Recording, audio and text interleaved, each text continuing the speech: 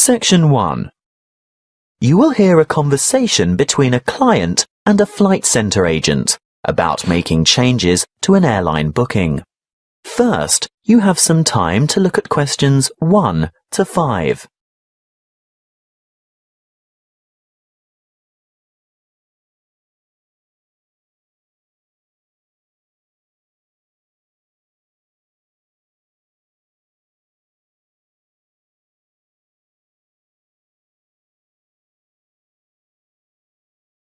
You will see that there is an example that has been done for you.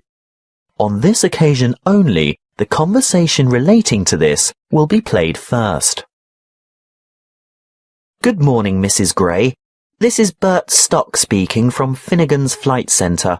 I can now confirm your flight to Singapore. Oh, good. No problems, I hope? No, everything is in order. Mrs. Gray is going to Singapore. So, Singapore has been written in the space. Now we shall begin. You should answer the questions as you listen, because you will not hear the recording a second time. Listen carefully and answer questions 1 to 5. Good morning, Mrs. Gray. This is Bert Stock speaking from Finnegan's Flight Centre. I can now confirm your flight to Singapore. Oh, good. No problems, I hope? No, everything is in order. So we got the dates we wanted? Yes, leaving from Hong Kong on the 25th of July and arriving in Singapore later the same day. How long does the flight last? Oh, about 3 hours 40 minutes. So we'd get there at... 9:45. In the evening? No, 9:45 a.m. But that means we'd be leaving at... Your flight leaves Hong Kong at 6:05 a.m. So we'd have to check in an hour before that? Mrs. Gray, check-in closes 60 minutes before your scheduled departure. If you arrive after check-in has closed, you will not be able to board the flight, and you may forfeit your entire fare. I would strongly recommend that you arrive at the check-in counter at least 120 minutes before your departure time. So you're saying we should be at the airport no later than 4:05 a.m.? That's correct. But we'd have to get up in the middle of the night to arrive by that time. Can't we get a later flight? Not on July 25th. Now, there is a later flight on certain weekdays, but not at the weekend. Well, we must go with what we've got then, because we're not at all flexible on the dates because of work commitments. Can I confirm that you want to return on August 7th? Yes, that's the idea. Flight VQ239 will depart from Singapore at 9:20 a.m. on August 7th. Oh, that's a much more civilized time. Tell me, the time zone is the same, isn't it? We don't gain or lose an hour along the way. There's no change in the time zone, so you can expect to be back at around 1 p.m. Does that suit you? Oh, absolutely. I'll have time to unpack before dinner. We're expecting to meet friends at the new seafood restaurant at 8 o'clock. Before you hear the rest of the conversation, you have some time to look at questions 6 to 10.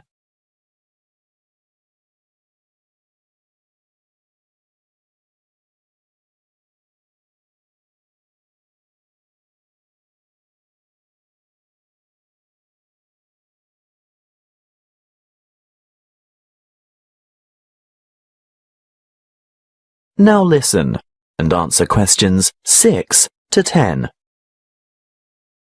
Mrs. Gray, I'll send you all these details by an email or letter of confirmation. Which do you prefer?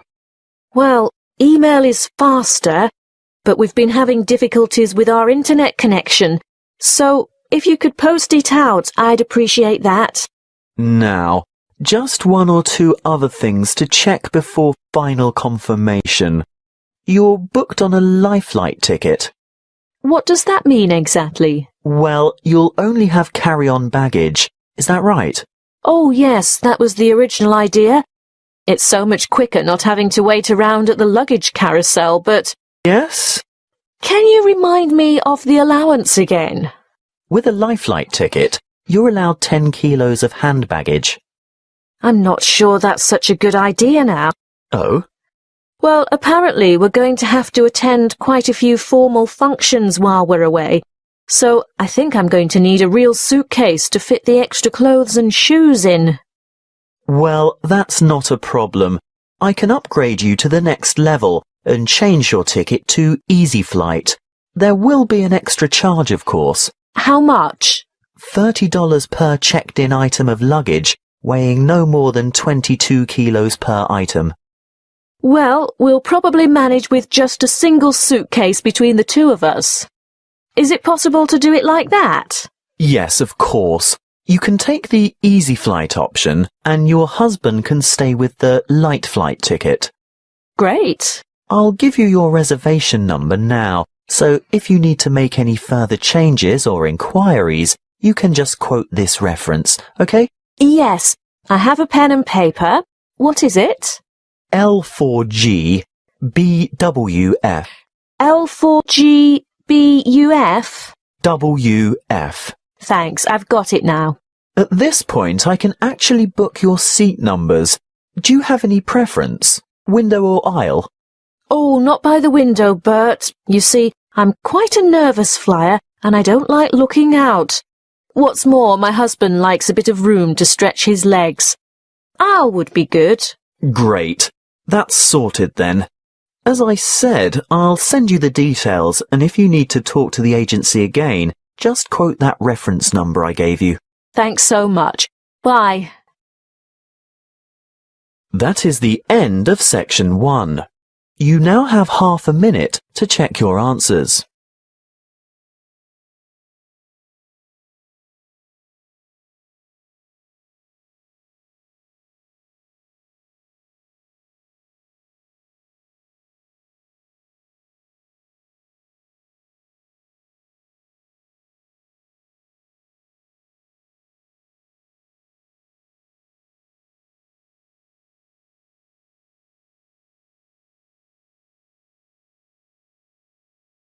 Now turn to section 2.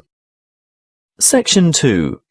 You will hear the public relations officer from the council reviewing events that were hosted by the town in the previous year. First, you have some time to look at questions 11 to 16.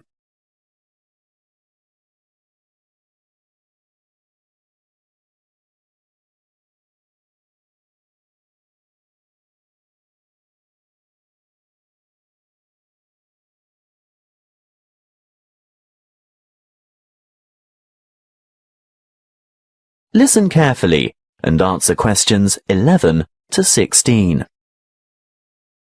Kingstown has been a busy town this year, with some high-profile and new events happening in and around the area.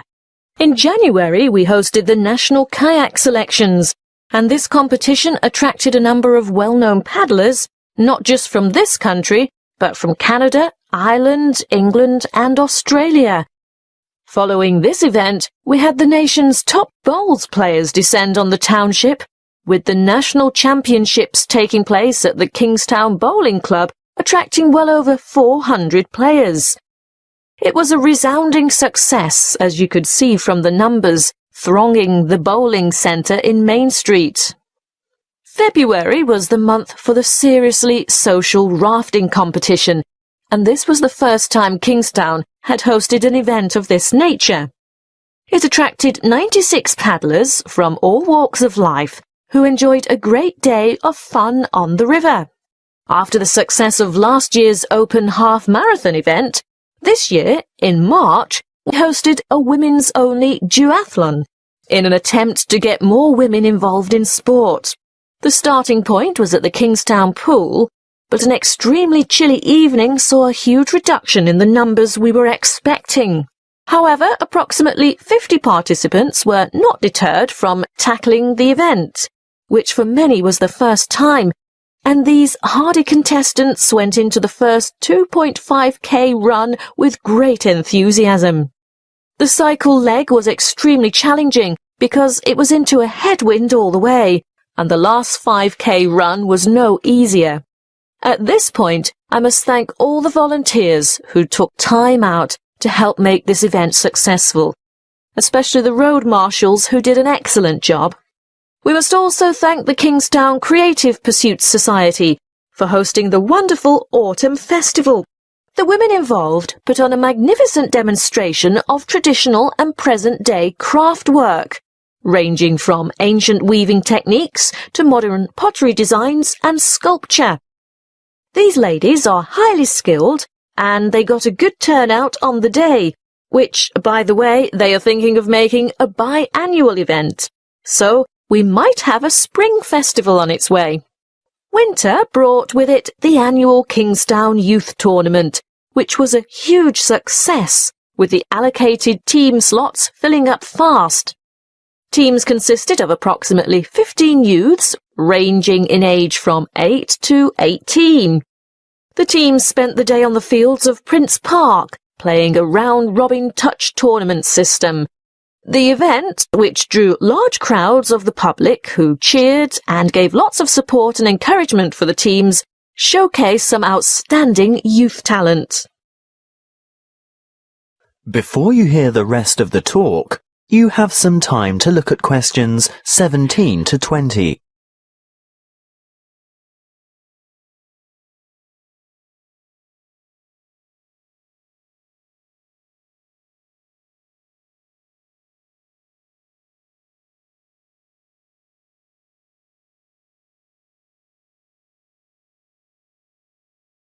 Now listen and answer questions 17 to 20.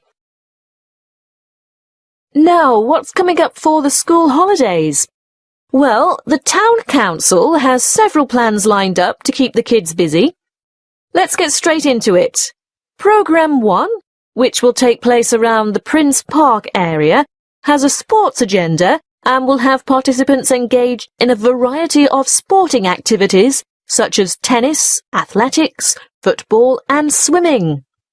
Programme 2 is for the somewhat less active and more creative children. They will do most of their activities in and around the Lord Hall area. These will consist of cooking, craft, dance and hairstyling. You'd be surprised at the number of children who leap at the chance to learn to cook, not to mention the other activities. The hall will be positively buzzing, I can tell you. This is a great chance for your children to learn a new skill or brush up on one that they're already crazy about. Programme 3 is for the more adventurous children. Because of this, we do insist on a minimum age limit of 11 years old. The Duke Recreational Area has been set aside for this programme. Expect your youngsters to learn a lot about leadership and teamwork as they accomplish some of their missions. They'll engage in activities such as skateboarding, rafting, orienteering, mountain biking and trekking. Well, thank you for your attention. If you have any questions, please feel free to ask. That is the end of section 2. You now have half a minute to check your answers.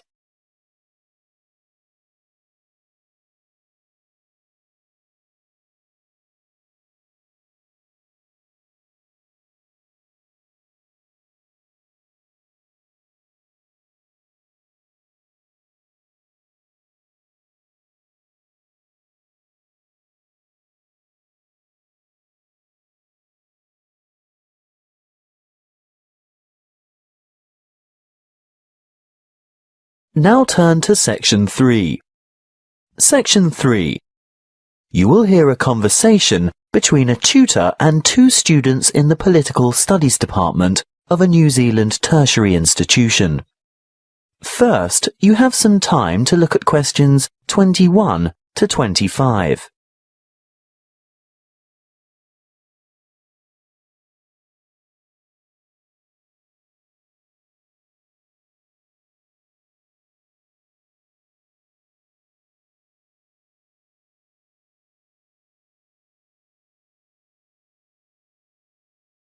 Listen carefully and answer questions 21 to 25. Good morning. Now, you've come to discuss how our parliament works. Is that right? Yes, it's a bit different from some of the other democracies we've studied, and we're a bit confused. Well, what do you know? We know that the system of government in New Zealand is a constitutional monarchy, but we're not sure how the power is shared or who has ultimate authority. The government is formed from a democratically elected House of Representatives. Is that the same as Parliament? Yes, the House of Representatives is what is commonly called Parliament. And the government advises the sovereign, who is our head of state. The sovereign is the Queen of England, right? She lives in England and she is the Queen of England, but when we refer to her as our sovereign, we say she is Queen Elizabeth II of New Zealand. But how can she be our head of state if she doesn't live here? I know that she has a representative here. Oh yes, the Governor-General. That's right. Now, by convention, the sovereign is the source of all executive legal authority in New Zealand. So she's the boss. Well, you could say that. However, she or her representative almost always acts on the advice of the government, in all but the most exceptional circumstances, that is. So, where does the real power lie? Good question. Our system is based on the principle that power is distributed across three branches of government: the Parliament, the Executive, and the Judiciary.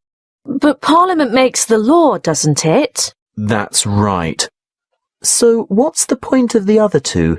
Well, you need a body to administer the law. That's the Executive, made up of ministers of the Crown, and the Judiciary interprets the law through the courts. Before you hear the rest of the conversation, you have some time to look at questions 26 to 30.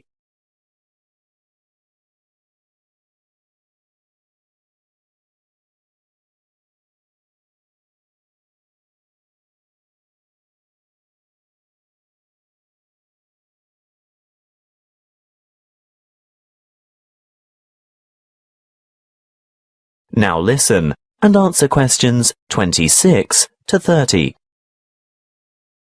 When I'm watching American legal programs on TV, I always hear people talking about the Constitution and how something is unconstitutional.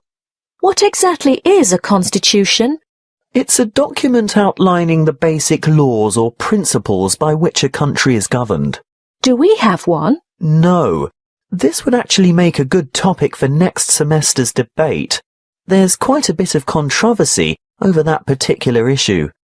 New Zealand has no single written constitution or any form of law that is higher than the laws passed in Parliament.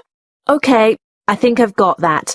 The rules about how our system of government works are all contained in the laws that have been passed by Parliament?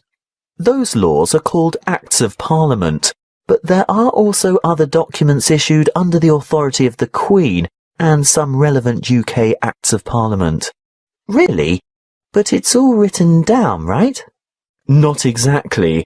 There are several unwritten constitutional conventions as well. I can see why this would make a good topic for debate. Altogether, though, our system is quite simple because our Parliament is unicameral. What does that mean? It means there is just one chamber, the House of Representatives, and there is no upper house. I see. By upper house you mean a second house, like a Senate? In the American model, yes, but the British have a House of Lords as their upper house, don't they? Yes, but the Lords don't have to be elected. But we have elections every 3 years to elect our people's representatives. Yes, and the electoral system is called proportional representation. A lot of democracies have quite different voting systems. Why is ours called MMP? That stands for Mixed Member Proportional Representation. So that's why each elector has 2 votes. Exactly. One for a local member of Parliament for the particular electoral district you live in, and one for a preferred political party. So that's where the proportional part of it comes in. Political parties are represented in Parliament in proportion to the share of votes each party has won in the party vote in the general election. Any more questions? No, not at this stage. Thank you for your time today. OK. See you in class tomorrow. Bye. That is the end of section 3. You now have half a minute to check your answers.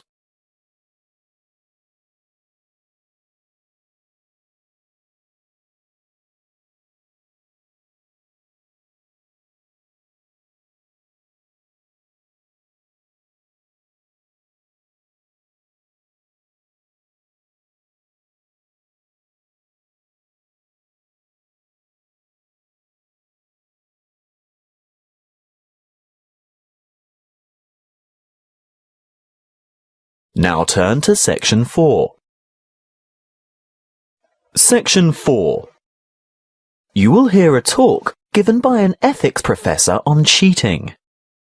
First, you have some time to look at questions 31 to 40.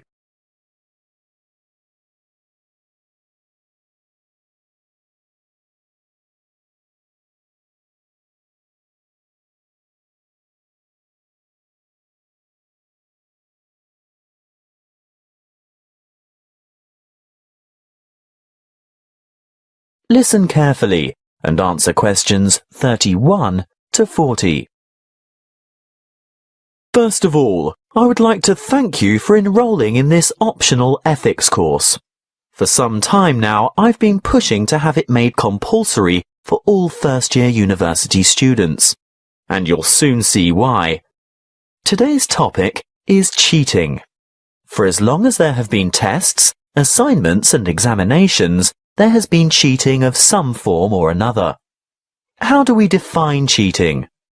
Well, quite simply, some say it's a violation of the regulations. But what is that set of laws? Who composed them? And are they reasonable? Interestingly, a survey of Year 7 to 12 students last year showed that over a third of them cheated by cell phone during a test. Some by texting answers, and a much smaller percentage by searching the internet. Over half, yes, over half of the survey's participants admitted to cheating of some kind.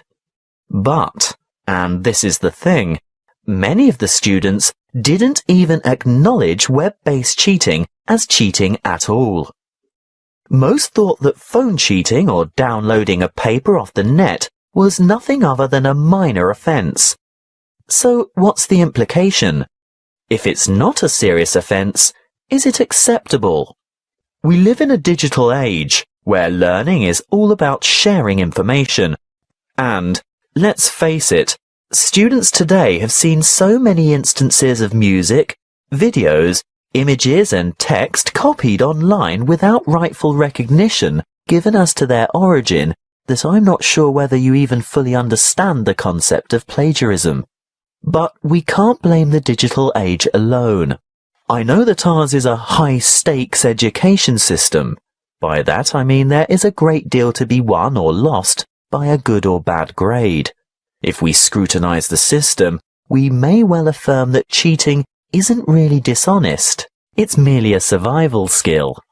For many teachers and students, it's the product that counts, not the process.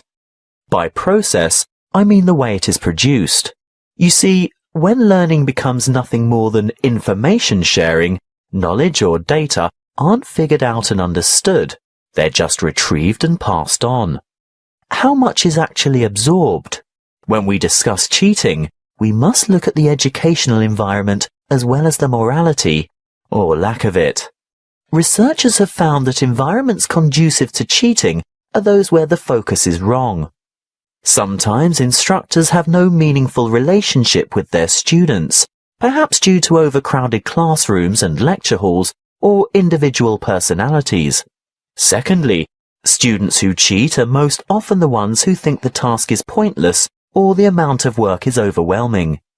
If the classroom is a place where learning is genuinely engaging and the emphasis is on openly exploring ideas, there would be no necessity for cheating. A third, and very important point, is that grades and marks matter more to some students than what they're doing. And lastly, achievement is taken to mean outperforming others, and these competitive practices encourage cheating. Anyway, I fail to see the value in working alone and cramming information into short-term memory. Real collaboration and cooperation puts the focus on thinking rather than on memorizing. I have to say that it's the actions of teachers, classroom organization and cultural background that have as much to do with cheating as individual student behavior. Of course, some students cheat by plagiarizing or copying because they simply don't understand the material, nor do they have any confidence in their writing skills. But I think the majority of students end up plagiarizing because they just don't know how to cite sources correctly, or how to sum up others' ideas in their own words. These reasons have remained the same for centuries.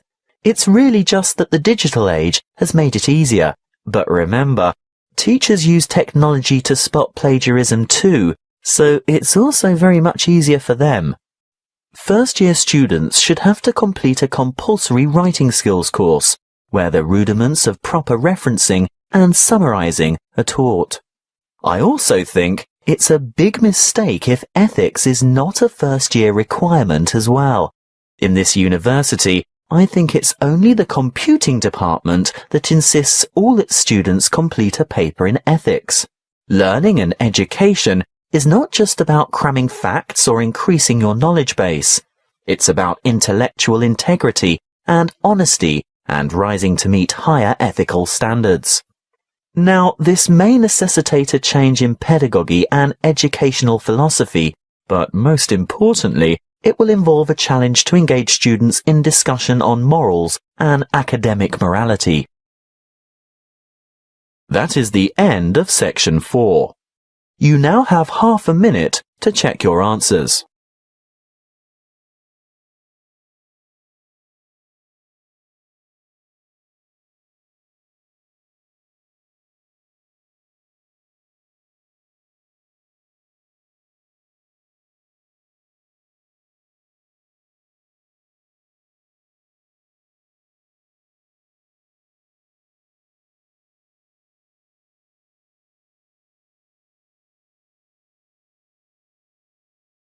That is the end of the listening test.